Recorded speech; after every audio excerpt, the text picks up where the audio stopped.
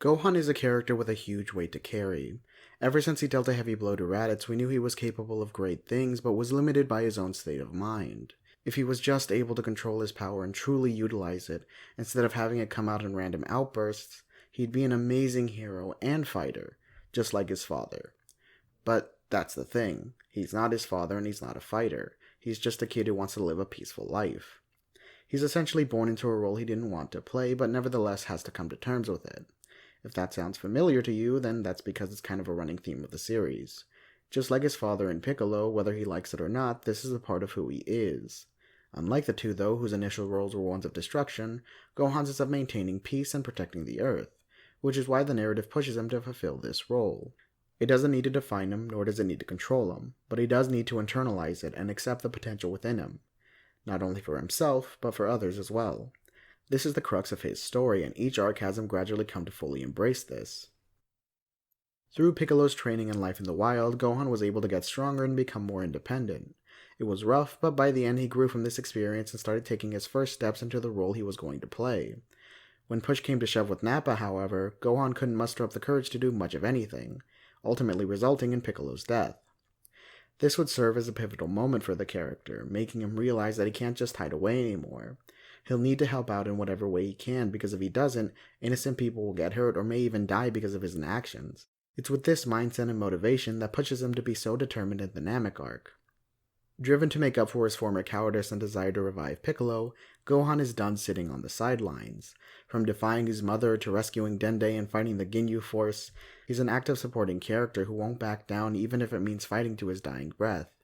Gohan really pushes himself in this arc. Maybe a bit too much, but nevertheless we see just how far he's come since the Saiyan arc. He knows now that as Son Goku's son, he has the power to make a difference and does his best to do so. He still isn't able to control his hidden potential to reach his father, but little by little he's growing more and more, and ultimately accomplishes his mission to revive Piccolo. He really shows just how far he's come in this arc, and this mentality sticks around with the next one as well. While Gohan isn't as active as he was in the Namek arc until the end, he's fully integrated himself with everyone else in the cast. He's right alongside them, preparing and training to fight each new threat, and is fully willing to help out in whatever way he can. He sticks true to his role as a supporting character, but when training in the Room of Spirit and Time, it's clear that Goku has higher hopes for him. He doesn't just want Gohan to help out from the sidelines, he wants him to take center stage and show what he's truly made of. Goku knows Gohan's true potential more than anyone, and we've reached a point now where it's the only thing that can save the day. While you could argue that this is just a repeat of Gohan's development in the Saiyan arc, since in both cases he needed to be confident in his strength to save those he cares about, there are two key differences here.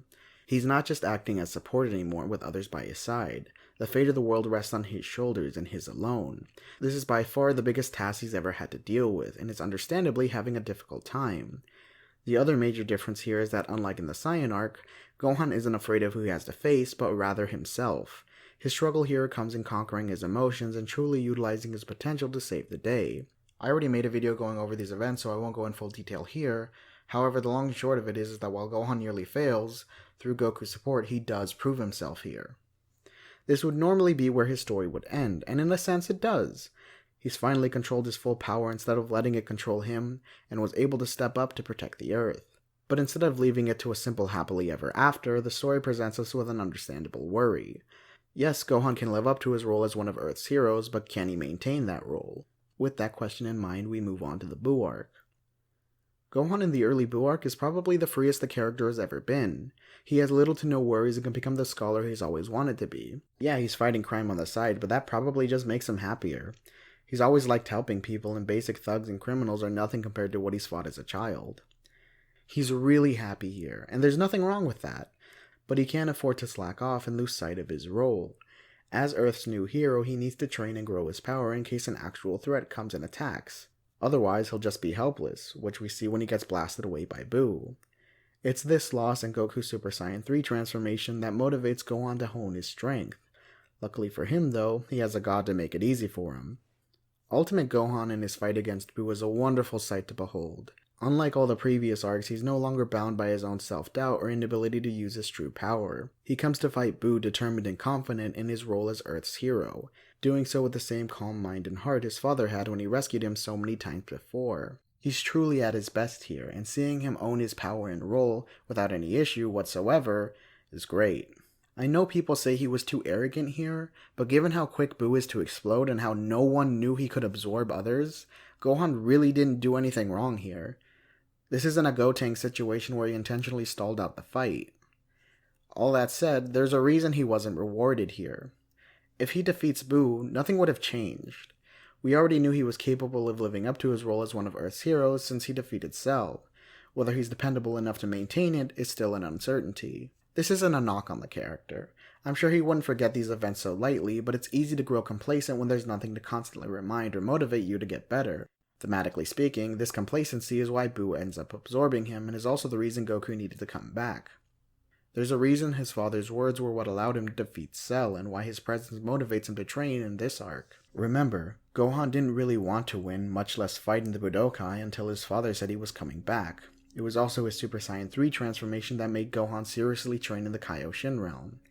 If anyone can help remind and motivate Gohan to train, besides, another world-ending threat which we don't want to happen, it's definitely his father. And so we come to the end of the manga. While the ending doesn't definitively show that Gohan maintained his training, there are still small things within the two chapters that seem to point in that direction. Given how Goku treats Goten, it's pretty safe to assume that Gohan got a similar treatment when he was still in his care. Pan being so motivated at such a young age also seems to suggest that Gohan is training her as well.